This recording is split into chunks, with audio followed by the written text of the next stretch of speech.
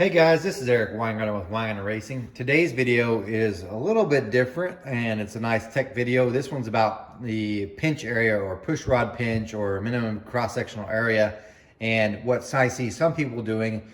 And I'm going to use the flow bench to show what it actually does for airflow, but also give way more information about it as much as I can in this little video about the actual cross-sectional areas and stuff. So here's the plan for the video, just to give you an idea. What we have here, and I'll show the head in just a minute, not on the bench, but what we have here is I'm going to put a modeling clay on here because you have to have a radius entry when you flow a head, but I'm just leaving it off so I can show you. What I'm going to do is I'm going to flow it exactly like it is, and then what I'm going to do is I'm going to open up this pushrod pinch, which I see a lot of you people do just this. In other words, they don't do anything with the bowl area, short side, or nothing else, because they've always heard, you know, take care of the minimum restriction, which happens to be at the cross section, this minute push rod part. We're going to open that up and then I'm going to reflow it. And we're going to see what happens as far as flow itself goes. So that's pretty much the basics for this video, but we're going to go over a whole bunch of other stuff in it. So that's the test part of the video, but let's talk about it. Let me show you this head. So this head, which is a really good head, this is a 13-degree small block Chevy head. I'm going to port this. So you're like, wait, it's already CNC ported. Yes, but I'm going to port it beyond this for reasons. So for instance, this Dash 13 head from Brodix, it's actually very reasonably priced for a lesser angle valve head. So in other words, I think it's only about 500 bucks more than, say, if you got the Track 1 245 CNC ported. This one's only, like I said, about $300 to $400 cheaper or more expensive, maybe $500. Now, the other stuff that goes with it, pistons cost the same. Shaft rockers are a little bit more expensive, 23-degree stuff. The biggest cost will be getting custom headers. You're guaranteed to have to do that almost. Anyway, so it's a nice head, but it's really made more for circle track. They use these for more like late model stuff. Because of that, this port's actually pretty small. It's not super small, no one get that wrong idea, but it's definitely smaller. So it's made more for circle track, and they've got a broader RPM range that they have to run in. So not to say you can't run these on a drag car, but they're a little too small. So it'll be great to a certain RPM point, then they're just not going to be that good. So what I do with these, and this is my favorite wedge head to port as far as making all out power, is I'm going to make these much larger. They come with a 218 intake valve and a 1625 exhaust valve. I hate that exhaust valve size. I'm going to cut it out to a 2.22 intake valve and a 1580 exhaust valve. And I'm going to change the seat angle. I should note, when you order these, they will not have this. They will have a copper seat on the exhaust, but not on the intake. Mine have the copper on both because I'm having titanium valves on intake, and I'm also going to go with a 55-degree valve job. From the factory, they're 45. So a lot is going to get changed. But that's not really the point of the video, but I did want to show what the head actually is so you can kind of get an idea. So this is the head. Now let's talk about some basics.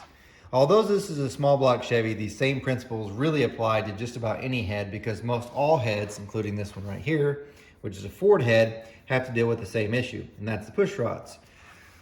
Universally, almost, the push rod is, because of where the push rod location is, it limits the size of the ports. Like, you can't make them so big because obviously the push rods are in the way and they would hit. The same thing happens with the small block Chevy, obviously in this area, because we have push rods that go through here and here. So all our port area has to be between this. So what I've seen happen, and I had this happen or saw this happen on a head that came in instead of Dart Iron Eagles. I don't port cast iron heads, but I had saw someone make them extremely large because that's the minimum restriction. The smallest part of the port is almost always right there, right here. It just almost always is. And so they listened to some book, read some book back in the day, written by some famous author, or went online, saw some people do it or something. And they thought, well, since that's the smallest part, that's the part that should be ported. It's not, and we'll get more to that. But I've seen that, and I was like, I better make a video. I'm just going to do a little test. Well, so we'll get to that in this, and that's the reason for the testing part of it. Because of the pushrod pinch, where the push rods are, that's the smallest area. But we would like to have it is actually here. This is the throat. The throat is directly across from where the valve seat is. So this should be our minimum cross-sectional area in a perfect world. But the problem is can't have that on most heads because of the architecture from the beginning when these engines were designed. For instance, small block Chevy designed in the 1950s, they had, I'm sure they didn't conceive it going this far. So they had the push rods where they are. So this should be our smallest cross-sectional area at the throat. It's not. So if I do the math, which I did for you guys, this has a 218 valve from the factory. Its throat measures 1.99. That gives me a throat percentage of 91.2. But if you do the area, and I didn't subtract the stem, so if I subtract the stem, it's going to be a little bit smaller, about 3 inches. But without the stem being removed, it's 3.1. Now I should also point out these are 5/16 stem. They come 11/32 from the factory. I like a smaller stem valve because they weigh less. It also helps a little bit on flow. So really this is about 3 inches cross-sectional area here. This should be the minimum, but it's not, because if I flip the head over, and this being the pinch area, the way you measure it, you get some things like this, and you'll want to measure this way, up and down, and then side to side you'll measure, which I did for you. I got 1.365 wide and 2.141 tall. That gave me 2.92. If you notice, that's still smaller than the throat. Okay, so if I open this up, I can make it the same size as that. Now I should point out this too, because this is such a radical race head, some things have been changed. And let me explain. Stud mount rockers will not work on this. So what they've done is, bring it over here. This is a stud mount rocker. Obviously, if you had a rocker that was on it, your push rod would be right here, and that'd be in the middle of the port. These take shaft rockers, and what they do is, the part that touches the valve's here, but the part where the push rod cup is over here. This is called an offset. So in other words, they've got a bigger offset on the rocker, and they can only do it with shaft mount rockers, so that you can move your push rod slot out and give you more area here. Because there's 2 ways to gain area at the pinch. You can either go down or up, or sideways. Typically, you can't make this much thinner because then the gasket won't hold on a small block Chevy. If you go this way, typically, like I said, you break through with a push rod, unless you do shaft mounts and move it over. So we can move it down. So I point that out. So what's all this mean? Well, the smallest part of your port, it really controls how the head performs and as far as its operational range.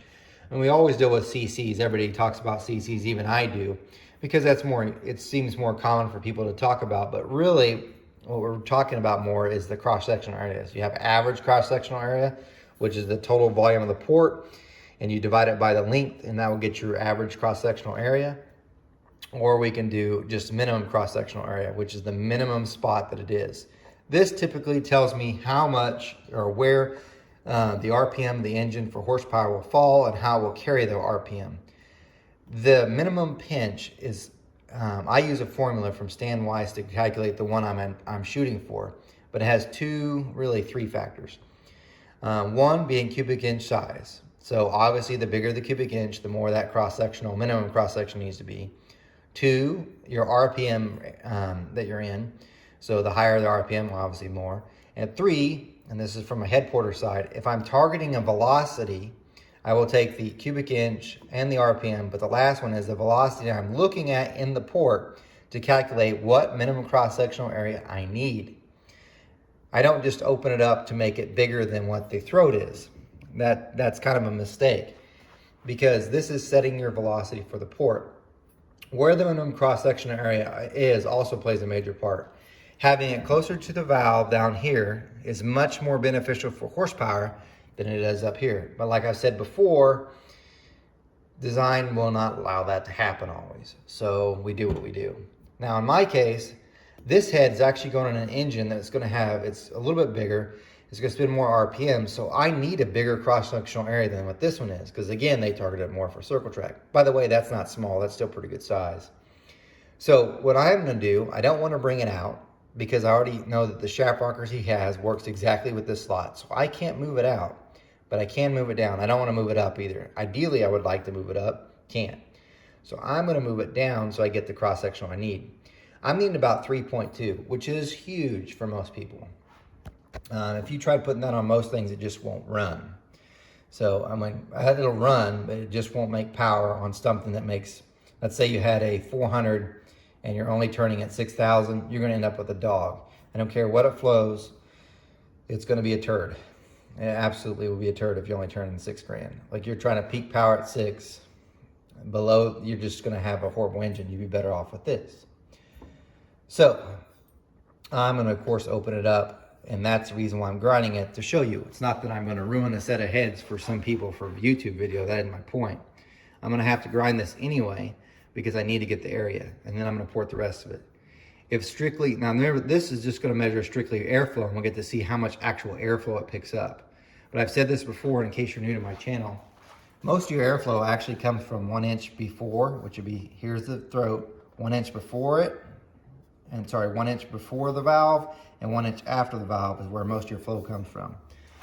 Not the pinch. Although people read the books, like, hey, get rid of that, the minimum part, that's the part you open up and gain a ton of flow. We're gonna find out if you actually do. Hate to tell you, you're probably not. You're gonna be a little bit disappointed. So, anyway, I'm gonna give a little bit more opinions before I actually do this test. In my opinion, this is mine. So you can take it for what it's worth. You can say I'm an idiot, and I don't always disagree with you on that. To me, Pushrod Pinch, it's less critical on lower RPM engines. So let's say you've got an engine that's only making power at 6,000 or below. The pinch itself becomes less critical unless it's too large. So in other words, let's say you had a really small pinch.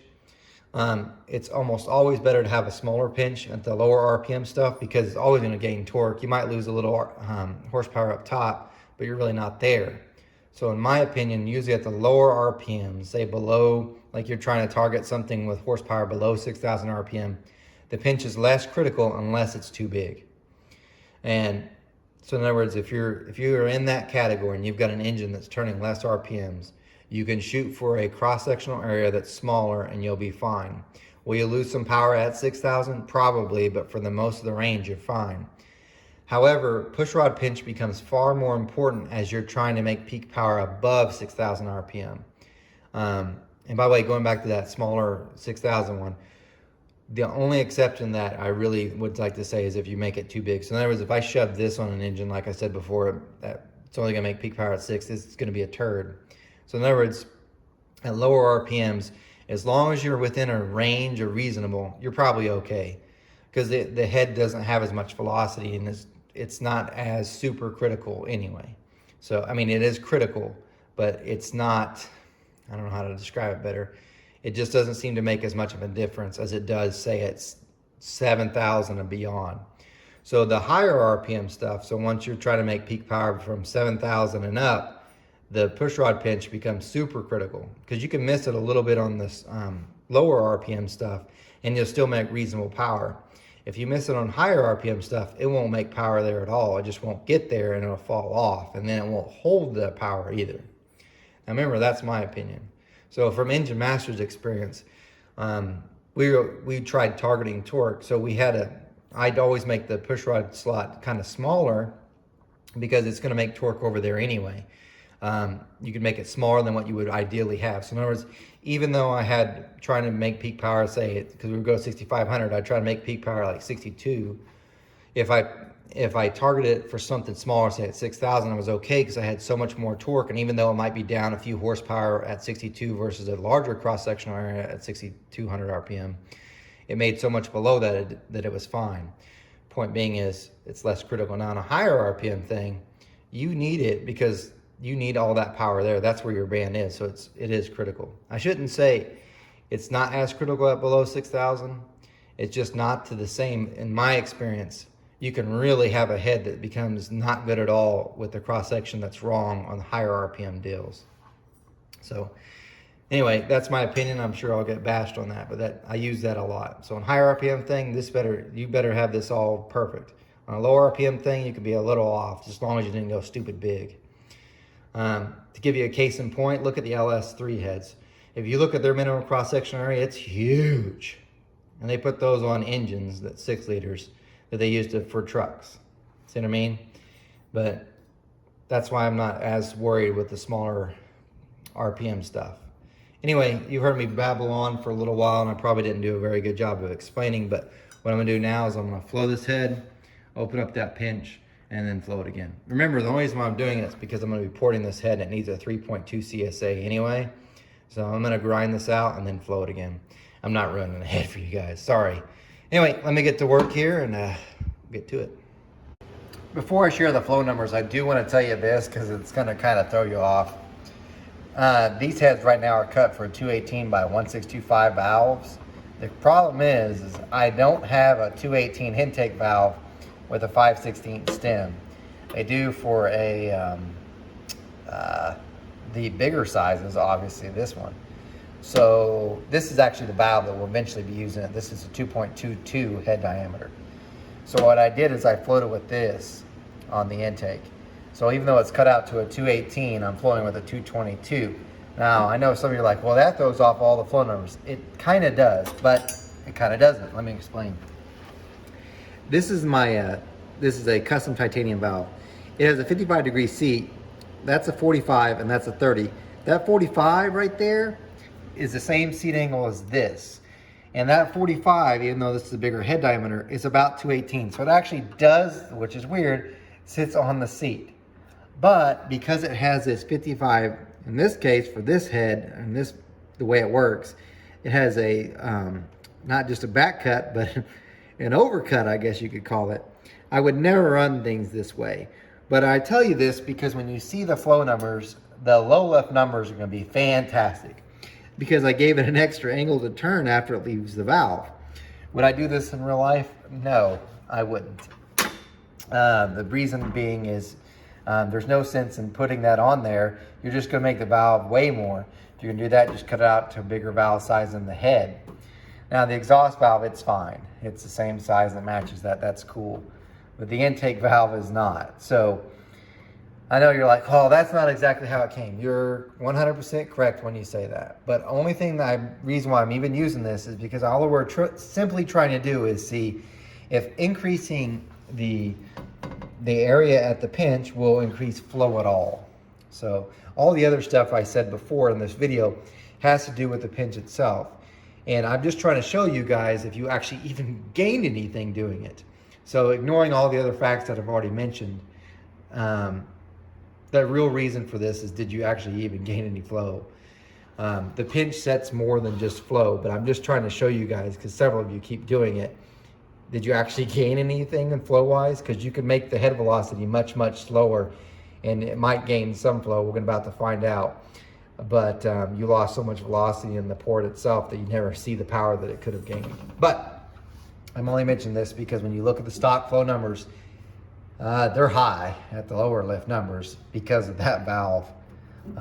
It's bigger and it has an extra angle that's usually not on a valve. It does help out low lift numbers. In general, this head flowed pretty close to what you see in the flow numbers, and I'll get to that when I flow it right now. So, all right, so just hold on. Thanks for being patient with this video. We'll flow it like this now, and we'll get to share the results. Okay, let's look at the results. So this cylinder 1 is stock, and this is cylinder number 2, which is the one with the pushrod slot moved over. It prints so small, but that's the differences. So I can use it for a cheat sheet. So if I look at 1, that's a gain of 2.3, 2.2 gain. At 3, it gained 1.5. It only gained at 4, 0.6. This is what I mean about that valve. Usually they don't flow this good. That's almost 300 CFM, by the way, at 400 lift. That's really, really, really good. I don't care what head that is, that's good. Just to give you an idea, that outflows most big block Chevy heads at 400 valve lift, and they're a much larger valve. That's a really good number. At 5, it gained 2.1, 3.9, and so on. So the most it gained was actually at 8, and it gained 4.6. That's not a huge gain. So all that work for the pushrod slot, and as you could tell, it only gained the max of, I'm just going to show you, max of 4.6 CFM. So for several of you that I saw grinding on these, and I've seen not just this head, I'm just using this for an example. Several of you have been grinding on heads and opening up the pushrod slot thinking you gained just a ton of flow. This is a bad boy head and probably has the best gain from having this pinch opened up. 4 CFM. And if you look at the overlay, I'm just going to show you this. See the graph? There's a blue line as the stock one, and that gray one is the modified. It doesn't really gain until you get above, scooting back a little bit more, about 500 it starts gaining, but that's about it. The very high lift, nothing in the low lift. So if you ran a 500 lift cam and you did this, you really just gained nothing. Forgetting all the velocity and stuff, you can just ignore all that. You didn't gain much in CFM either, period. So what you end up doing is if you just do this and nothing else, all you did is slow down the velocity in most of your cases. In other words, and I should back up, if the head is choked, and what I mean by that is it needs more area, period, then opening this up will, even though it only gains a few CFM, will gain more power. But if you're in the opposite spectrum, which I've seen many times, in other words, you're like a 350, 383 and you turn 6,000 RPMs and you do this, you made your situation so much worse. You made everything slower. So not to say that doing this doesn't gain power, it does, but if you're in the lower RPM scale, you just simply do not. So there's that. Just wanted to share that with you. Hopefully you guys got something of it. It's probably a longer video because it does take a little bit of time to explain. But just to give you an idea how that all worked. So this is important, very important. It's actually probably more so than CFM. But just doing this, you can really ruin a head if you make it too large and you're not gaining any CFM really. So just something to think about. Listen through the whole video, makes sense. And I do have to say this, for you LS guys, that head, so you take this head right here, this head costs about what an aftermarket LS3 head costs. They're both about 13 degree, well actually LS3, some of them are like 12 degree and some are 15 degree, the aftermarket stuff. This is 13. This flows just as much, if not more, especially at 400 lift. There's no LS3 I've ever had on my bench that went that high, period, at 4. It hasn't happened. So what I'm trying to tell you is, don't say there's no small block Chevy that outflows the LS heads. That's not true. Remember, this is stock. So if you, same price as an aftermarket LS3 head, just for the record. I only say that because I'm hoping that people that made it to this end of the video got everything that they could out of it. But I also hope you get one more thing out of it. There's some bad small block Chevy heads that are easy to compete with LS stuff. So a lot of those LS guys have no idea how good some of this stuff is. So you go racing against an engine that has this. You got your 6-liter and you got your LS 3 heads, and they're bad to the bone. Maybe you got them CNC port or whatever. And you pull up to some small block Chevy and you're thinking you're gonna whoop its tail, you're gonna tell it what's up. And it's got a set of these on there. You're in for a treat, buddy. You're about to be woke up. So just a thing. I know some of the LS guys are like, I'm typing right now. But anyway, remember guys, I'm no Superman, and I hope you enjoyed the video. You guys take care.